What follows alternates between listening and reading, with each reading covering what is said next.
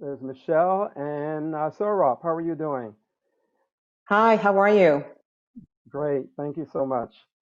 So we have a really exciting session. The three of us have already spoken, and what we want to do for everybody out there in the audience, 1,000 plus people that we have, we want to talk about reimagining the new normal. And the way we're going to do that is we're going to approach this from the standpoint of some brief slides that I will put up that will set a context. And then what will happen is that Michelle and Sorab will fill that in, provide a lot more texture through questions that I will be asking them. After we go through that, then we'll open it up for the audience. It's going to be difficult for us to field all 1,000 questions, but realize that you can connect with us later on LinkedIn. We'll be glad to talk with you in that way. So let's begin.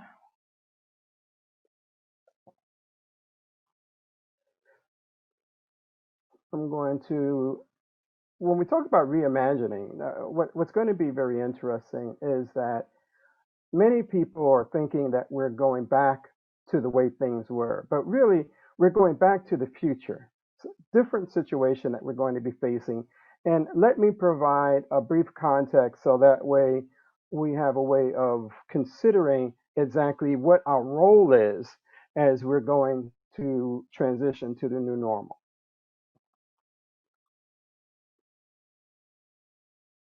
So the key thoughts that we ought to have for ourselves is this, and that is that our work situation with employees, suppliers, customers, it's going to be different. And in fact, it's not going to be the same. The new normal requires a whole different way of managing. And the new normal is really not a new term. In fact, in 1918, the phrase new normal was talked about, and what individuals were considering was that this would be an organic approach to dealing with the crises or the epic that they were facing at that time. What was that epic? We had the Spanish flu, which went from 1918 to 1920, and also World War One. We just came out of World War One. So individuals felt that we would be able to organically proceed back to a situation which was going to be similar to the way it was before. But that's not how things work at all. And what we're going to do is to show you how you can take more leadership in this situation, be more proactive, be more systemic in how you approach the situation. In fact, there are only going to be three types of individuals that are going to be around for a while: those who watch things happen, those who make things happen, and those who wonder what happened. What the three of us are going to do is to give you some tools so that you can make things happen and you could be a lot more proactive in your approach to dealing with issues and problems that you have.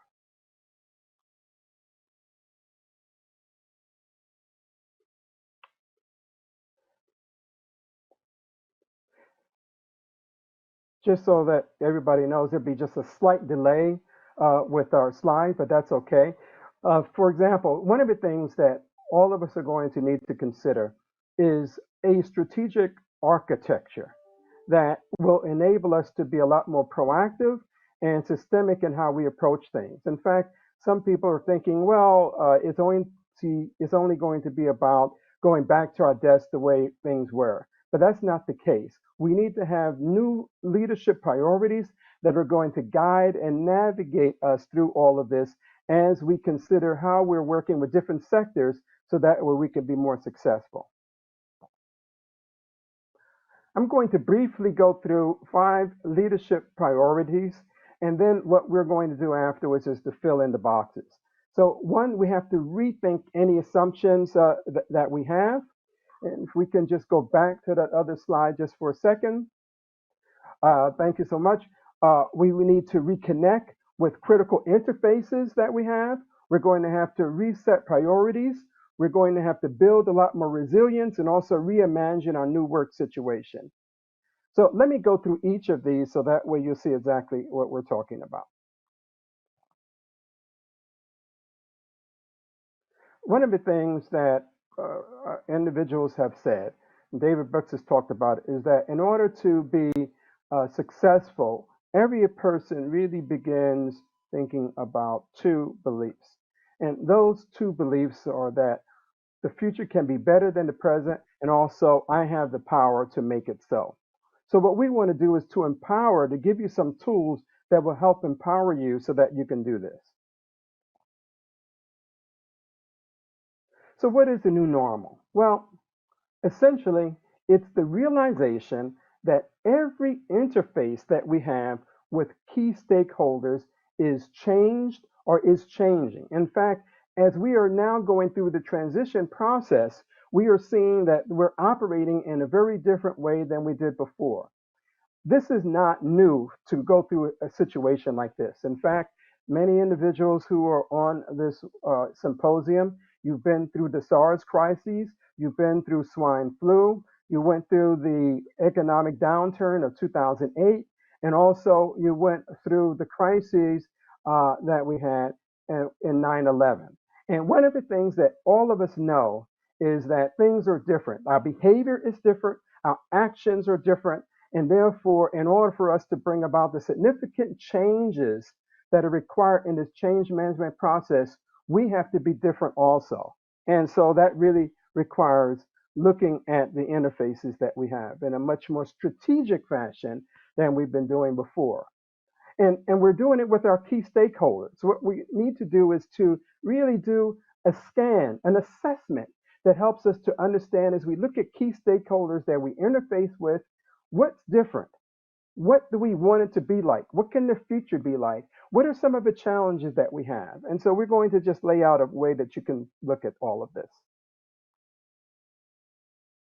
One of the things that we know is that people may not operate with the same level of commitment and energy as before. It's not that they don't want to, but they can't. They may not have the operational capacity to function like they did before. And so we can only know this by going through an assessment with each of our key stakeholders. And as Shep Haken said, recognize that every situation that we have, every interaction is really an opportunity for us to make a positive impact on others. And, and if we begin to rethink, which is where the mindset needs to be, then what we need to do is to reconnect. And we're not talking about just going back to your desk the way it was before. We're talking about touching base in a very systemic and planned manner with all of your key internal and external stakeholders, finding out what are some of their priorities, what's changing with them, what's important to them right now, and finding different ways to interface with people. Yeah, sure, we all are involved in a lot of social media right now. Some of us think that this might be a thing of the past. In fact, we're going to continue to have to do this, but we're going to have to operate in a different way than we did before. And at the same time that we are going high tech, we also want to be sure to be high touch. We want to touch base with people. Those of us who have worked globally understand that this is probably it's built into our operating procedures. It's a normal way of operating. But what we're going to have to do is to understand that this is going to be with us on an ongoing basis. One of the things that Lao Tzu said is that sometimes the new beginnings in this new way often disguised as painful endings. The pain comes because we're not able to operate the way we did before. But what's going to happen is that this disruption is going to bring about new opportunities for us to be even more effective.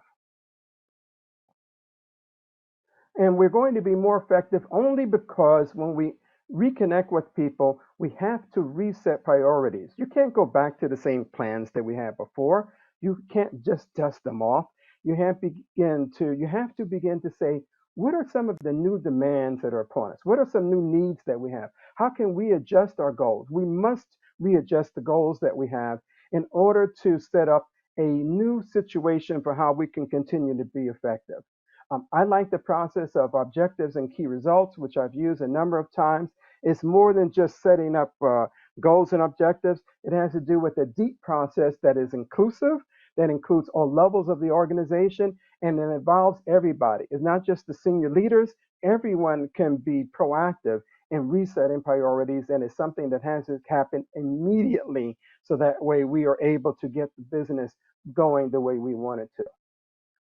After we set After we reset priorities, what we want to do is to say, well, are there new staffing requirements in place? What about new knowledge and new skills? How do we reorganize? Do we have to reorganize?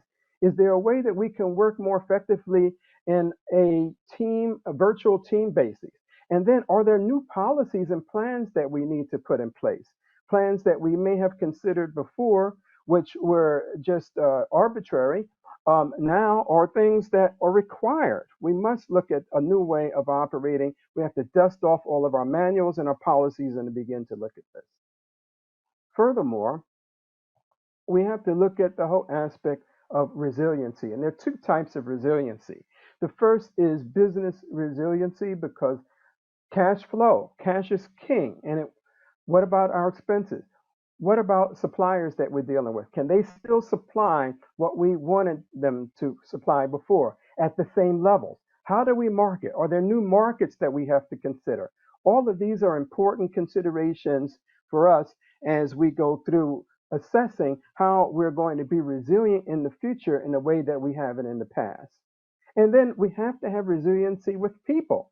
It can't be just a side subject in terms of dealing with mindfulness, caring, and empathy. We have to build ways for people to refresh, replenish, and also to restore themselves in ways that they didn't before. A number of individuals are going to have PTSD because we have been in very traumatic situations. There's not a person who is not impacted in some way or another by what is taking place. And we're going to have to look at that more directly and more systematically. And then next, what we do is Einstein told us that imagination is everything. It's the preview of life's coming attraction. So it's more important than the knowledge that we have. It's important because it has to do with how we can look at things in a different way. And so when we are reimagining, what we want to do is to decide not how we can make it like it was before. We want to decide how we can make it better. It has to be a situation where we are reinventing, reinvesting, reanalyzing, and assessing how we can do things and strengthen our individual and business needs in the way that we have them before. How can we optimize? Are we getting the best that we can from supply chain? What about digital maximization? Are we using the cloud and AI? We thought that all of these things were things in the past. They're not. They have to be things that are in the new future. And furthermore, we want to determine, well, really, what business are we in? Are we in the same business or is there another business that we have? What about consumer needs? Are there some untapped needs that we have there? Certainly there are. We've already found out that there are new operations that are in place, new ways that we have been doing things like just supplying our own basic needs. And how can we capitalize on the strength of diversity so that way we can really revisualize our business focus and visualize how we can do things a lot more impactfully than we were before. So, what I want to do with all of this is to bring you to a point where we're able to discuss how the three of us are going to just talk about how we can fill in the blanks regarding all of these pieces. And so, what I'm going to do first is I'm going to just I'll ask Sorabh a question, and then I'll ask Michele, and then we'll just go through some other questions. So maybe if yes, you can bring them up for me. Hi, how are you? So Sorabh, let me start with you. So one of the things that we know is that the pandemic, the economic, there are social challenges that are in front of us. All of these are mingling at the same time. These multidimensional challenges really require strong leadership skills. So, how are you leading your skills during this time?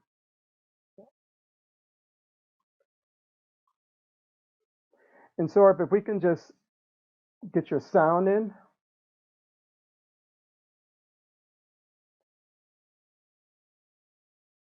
Can't hear you. Can you hear me better now? Can you hear me? There's a Sorab on the bottom. There's at the bottom of the screen. Ah, are you there Can you now, hear me? Sorab? Yeah. There's a gray Hello. box with a microphone. Just press that so that way it turns green. It, it is green. I don't know if you can hear me. Um, okay. Why don't you ask Okay. Michelle? I'll come What I'm back. going to do, I'm going to ask our technical people to take a look at that. And Michelle, what I'm going to do, just for the sake of time, is Michelle, if you can just talk about how the pandemic and economic and social challenges we know it require new leadership. So how are you leading your teams during this time? Yeah, sure. There's a lot of background noise. I'm not sure why. I can hear So you I'll pretty jump. well. Okay, great. So I'll jump in and talk, specifically to that because I've been giving a lot of thought to leadership challenges, and how we navigate in this new environment. Just Do you continue guys all on. hear the It, back? Okay. yeah, but All we can right. also hear you, so don't So worry about it. Okay, so the leadership skills that I've really tried to focus on actually kind of loop back very interestingly to the things you just shared. I would say one is agility, in being really agile and nimble, because these times are requiring us Low to act battery, please. quickly, to make swift decisions. So that's some of what I'm trying to manage right now is just really being agile. I think the other key skill that comes to mind for me is courage, because we're in a new space. We live in unprecedented times. We're navigating multiple conflicting crises. And so having courage to make bold decisions and take new steps towards the future are critical. So if you don't have courage, then you're not inspiring those around you, to drive forward in the new reality. I think another thing that you actually mentioned on your slides, Philip, was really connecting with your people, and being empathetic, hearing them, listening to them, and understanding their needs. So it's not only thinking about the business, but it's thinking about the people who help your business grow and thrive. If your people are not navigating well, if your people are distressed, if your people don't have access to the well-being resources that they need and the support that they need, they can't bring their best selves. So connecting with our people, being empathetic, collaborating as virtual teams is critical. I think in the other one that has been really front and center for me too is just my own self-regulation and my own kind of self mindfulness. You alluded to it best when you said, through all of the things that we've lived in this nation over the last 4 months and around the world, there is stress, there is trauma, and to a certain extent, for some, maybe even PTSD. Right. So being really thoughtful about taking care of yourself, being grounded in, the things that you can do to support your family, your career, et cetera, is really important. And then finally, I think for me, thinking about managing expectations of those around me. So as I try to manage, myself, as I try to manage my work, as I try to manage the new reality, what are the new expectations that you have to set, not just for the people you work with, but for the people you live with? Because, for many of us, work and home have become a blended space wherein you're managing both at the same exact time. So I try to keep those key things on top of my mind when I think about leading in the new reality. No, thank you very much. I really appreciate that. And I'm going to go to Sorabh. And Sorabh, if you can turn on your camera, and I want you to go back and answer that question. But thanks so much for those insights, Michelle. And Sorabh, Sure. turn on your camera. We can hear you, and just turn on your camera, please. There you go. There you go. So Yeah, Sorabh, I don't know again, what the problem was. It was sorry about that. It it's was just exactly set up like this before. Not sure what it's the happened. future. It's the future. That's we have to. It's just a minor disruption. But talk about the challenges. You're facing a number of other challenges from a social, economic, and pandemic standpoint. So how are you leading your teams during this time? It's a great question, Philip. And leadership is something I'm very passionate about. But it's not just leadership, diversity, and inclusion. In fact, all of us at AT&T are very passionate about leadership inclusive of diversity and inclusion. Just as a factoid, we were ranked number one by Diversity Inc. in the list of top 50 companies for diversity. But why is the key point, right? It's not just the long-held belief, but it's a practice of those beliefs, right? We have tried to prove time and again that we align diversity and inclusion to our four key pillars. Our employees, very importantly, the community we live in, talking about social and the social and the more and more importance of, I would say, corporate responsibility in the social realm, and of course, with our customers and suppliers. So, and in these times, I would say leadership is more in demand than ever before. And simply put, I would say it's a make or break for any entity in any sphere of life. How leadership is conducted in these current times where there are multiple crises unfolding. So I would start with a few key principles that I follow or have always thought about hard and have done my best to implement.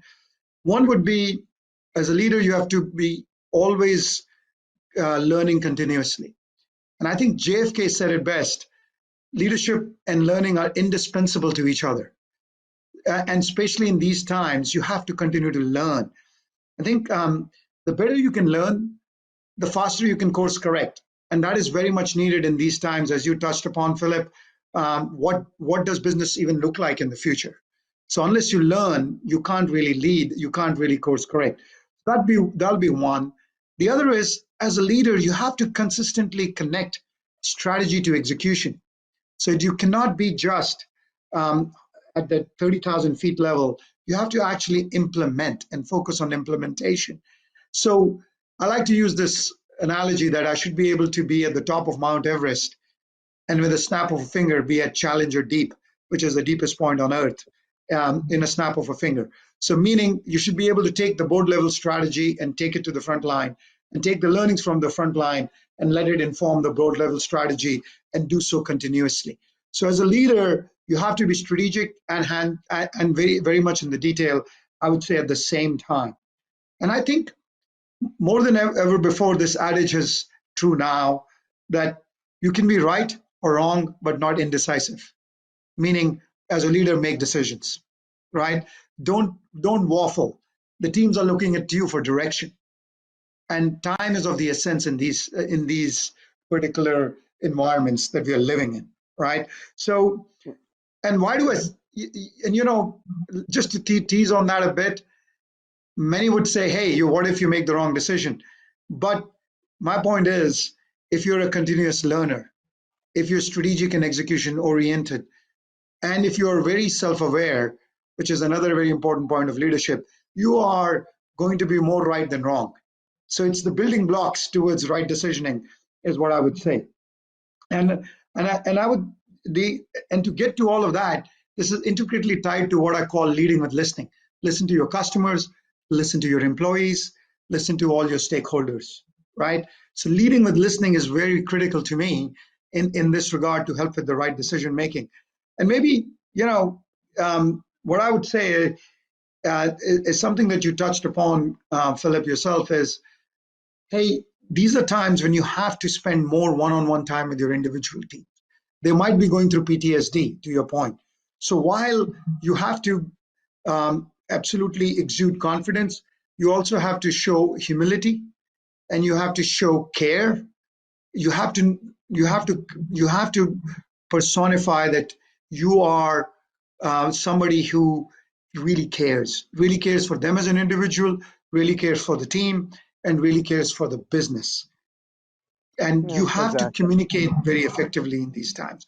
So I'll stop with those key principles that, candidly, I have always tried to apply even before these current times of crises, multiple crises, but I find them even more important in these times.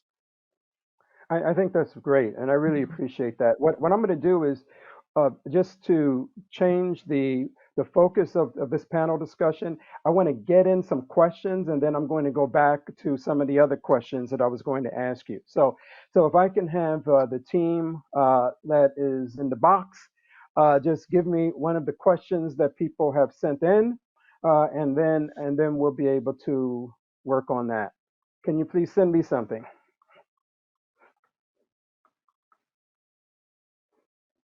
Okay, so while we're waiting for that to happen, so that we're not losing time, what I want to do is to talk about this whole aspect of culture, and how it impacts your role as a leader. So each of and you've been very involved in situation where you are building a strong culture.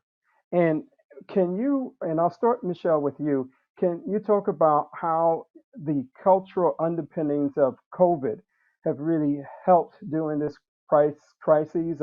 Are there other things that you have thought about from the standpoint of the cultural framework that you would develop so that way you can be more effective from an organization or a leadership standpoint in your organization and with the people that you work with?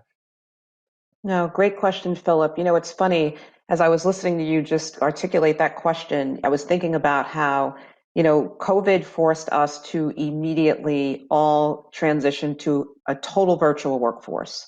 And it totally shifted the way in which our employees engaged and connected with one another. So for us, we had to quickly reimagine our environment of, or our culture of inclusion in a whole new way. And so what we really did was focus on making sure that we were intentional to those virtual connections. So going back to something you said, Saurabh, it's really around, how are we connecting with our people and engaging with our people intentionally and proactively, consistently, appreciating that it's not going to happen at the water cooler. It's not going to happen in the break room. It's not going to happen when we're walking into and out of our building. So you're not getting that personal, interaction naturally every day. So for us, it has been around deliberate dialogue, deliberate connection. We have a series that we lead, for example, called Talking Inclusion. And we've been having, purposeful, planted discussions around diversity, around inclusion, around culture, around well-being, appreciating the impact of COVID on our people. In the last 3 to 4 months, we literally started to have well-being discussions. We started to have discussions about mental health and things of that nature. And those conversations are continuing. As Saurabh pointed out, we are navigating through multiple crises right now. So those connection points, those targeted interventions, I think, are what you absolutely need to do to keep and maintain a strong culture. That's brilliant. I really Yeah, appreciate that. Saurabh, how would you input into that? Because those are some great insights. yeah, those are great insights, and I could see how um, we are interweaving our thought processes here on this panel itself. Many similar thoughts and similar approaches. So I would say I put it in maybe two or three categories here, Philip. Number one, we had to resituate 200,000 plus people in a matter of a few weeks to work from home across the globe because we have a global workforce. So to do that first itself required, a culture of borderless collaboration, as I call it, right? So that we can all work hand in glove, including our suppliers, to get people resituated and relocated. So that was challenge one for us, but I think the teams passed that with flying colors using borderless collaboration. But then we also had to do continuous innovation to serve our customers. As you know, communication services became essential services, and they've always been essential services, but even more so now. So we had extreme surge of demand that we had to complete many orders for communication services in in a snap of a finger. We did so in 80% reduced cycle time than BAU. That was a display of continuous innovation. And what I say is, unless you have a culture which is, my framework on culture, and I've thought deeply about it, stands on three legs. One is be the best that you can be. Second is help your peers and be successful. And third is do something every day that you will not get credit for, right? So That's good. on the Hmm. first one, how do you go about doing it is self-introspection and continuous feedback. How can you be the best that you can be is by looking at yourself in the mirror and trying to achieve the maximal areas of improvement, focus on the maximum areas of improvement, and achieve maximal improvement. The second, helping each other, signal over noise, promote each other's brand, are a few of the tips that I give my team. So they're helping each other be successful. And the third, as I touched upon, lean in, close the gap, borderless collaboration, do something for the team, do something for a cause bigger than you, do something that you will not get credit for, so that the overall team environment gets better. And if I could just touch on some of the other personnel cultural aspect that Michele was touching on, very important ones, especially during the time of social, I would say, injustices and inequity that are coming out more and more in the fore. I've picked up the phone and called all of my African American and Black direct reports in the team and talked to them one-on-one as a person, not about work. Is what do they feel? What can we do better? What can I do better? And I think leveling with people as to what really matters to them, what load they carry day to day that is unsaid, untalked of, is a very important responsibility for leaders to expose in these times and address meaningfully. So let me just stop there. There's a very rich dialogue. We can go on for quite a bit of time. No, that's great. That's great. And you definitely are an icon, a model, which is important. That's what you're talking about. Let me ask you another question that just came in, and there are a number of skills that people are using, or the skills that people are using in the workplace from home life, or can these be applied to both environments? Either one of you can take it. Everyone doesn't have to take every question that comes in. Well, it's funny. So I'll go and say this. I actually have found that I am using the skills in both places. So for example, managing expectations, right? I'm at work in my home. I have 3 young adult sons and a husband running around here, right? So it's managing everyone's expectation around how are we going to navigate our workday? How are we going to share the space? Which rooms are you working in and which room am I working in? And who's going to coordinate the running of the house while those of us are working or taking classes online? Being compassionate and connecting with one another. It's really easy, Saurabh. I don't know if you've had this experience, but I find myself sometimes coming into my office in the morning at 7 a.m. and I'm being yanked out at 7 p.m. And I'm realizing that I haven't stopped to say hello or even connect with the 4 men who are walking around my household, right? So the same exact skills that I'm trying to use in the workplace, I'm finding that I'm intentionally having to use at home. No, if I can just build on that, firstly, that's great. And I think we should surely continue our dialogue even when the panel ends offline. Yes. But I call it work-life integration, right? And I've always referred to it as work-life integration as opposed to work-life balance. Balance emerges when you integrate, in my opinion, right? And that is something we've been able to practice full on in these times, work-life integration, right? And if I would kind of end on a lighter note, some of the things that we're doing in terms of what's working on both sides, we've been, a lot of us has gone much deeper into cooking. So I'm cooking much more than I ever did before. And I'm sharing that using our collaboration tools at work. So we've created a cooking channel, with our coworkers, and everybody's sharing cooking tips, right? And by the way, I love exercising, but I never used to get time before, or as much time as I would like, between travel and, dinners and other commitments. So now I'm using an app for exercising, which I really enjoy. So I've started sharing that with my team, and they're sharing their own tips of what do they do. Some are going, with absolute social distancing, walk around the lakes, etc. So it's rather enlivening is the word I would say, when you start actually doing the true work-life integration, but do so consciously to help each other. That's great. A really great response. I'll just tie into that deep briefly, and that is that I find communication skills are extremely important at home, even more important at home, and it's helped me with communication skills on the job and being sensitive. So matter of fact, that's been highlighted. My friends, I have a few questions that have come in. I only have 1 minute. So 2 minutes to answer them. So I want you to be very succinct and to the point in terms of answering them. So I'm going to give one question out. So as senior leaders, how is building the trust that you have with employees necessary for the new normal? And be very succinct, both of you, in your responses. I might be able to get another question in. Who wants to take it?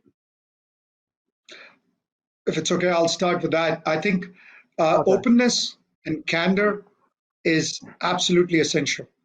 Talking about businesses that are actually struggling, you need to be very open and very transparent and proactive. So you don't hold on, you actually share. And then, of course, as I pointed out, show extreme care, right? Show extreme care for the individuals, show extreme care for the society and the teams, and help each other out no matter what.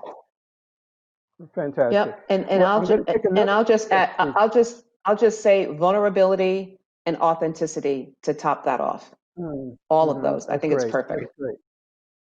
There was a question. I'm going within the 1 minute time frame that I have. There was a question about PTSD.